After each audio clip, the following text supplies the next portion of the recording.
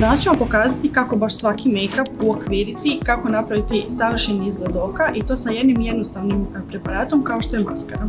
Iako je maskara jako bazičan proizvod i svi misle da ga znaju staviti, najčešće se zna dogoditi da ili ne raščešljamo dovoljno trepavice ili da nam se predstava ili imamo neki drugi problem, pa ću vam ja sve to danas probati razjasniti. Zašto ne koristiti staru maskaru? Zato što starom maskarom nećemo dobiti onaj efekt koji želimo i ona nije dovoljno mokra da nam raščeše dovoljno trepavice.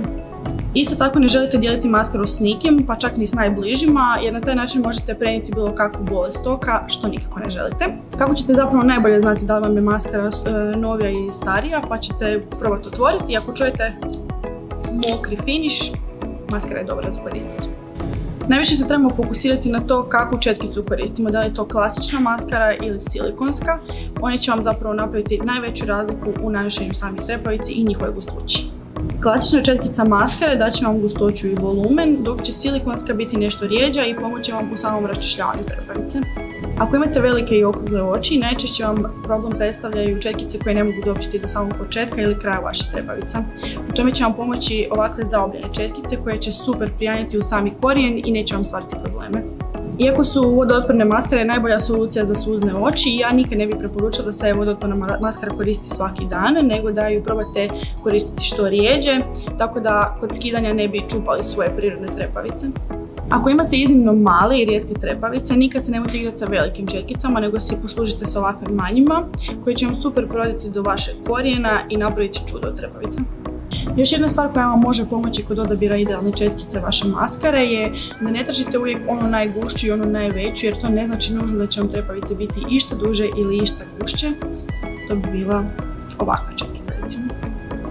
Nemojte se bojati uvijača, jer uvijači će zapravo doći do samog korijena trepavice i super će ih izvući na gore, što će vam odlično pomoći u tome da se maskara i zadrži duže na trepavicama i da one izgledaju izvijenije. Ja koristim od Noela uvijač, koji zapravo odlično sjeda uz sami kapak.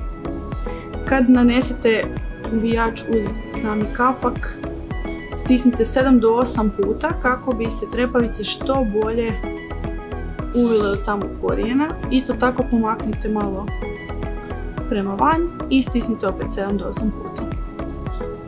Moj odabir maskare uvijek je ova Paradise Ecstatic maskara od L'Oreala. Probajte se nagnuti glavom malo prema natrag, na taj način ćete si zatvoriti kapak do pola i nećete iritirati samu zjenicu.